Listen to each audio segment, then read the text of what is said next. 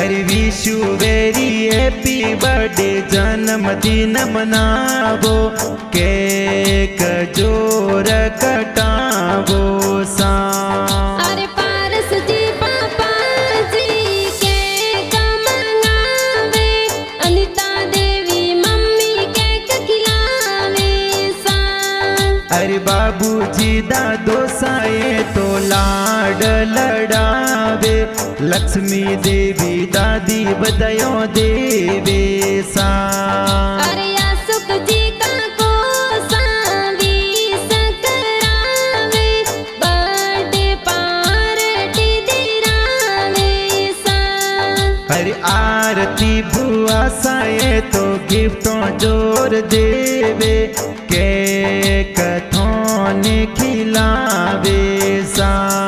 अरे रोमा जी नानो सा लाड लड़ावे दरिया देवी नानी लाड लड़ावे सा। अरे राकेश जी तेज जी दीपक जी मामोसा बर्थडे पार्टी में आवे सा। अरे राज पुरोहित परिवार गावे जुडवाड़ा में पार्टी जोर मनावे सा।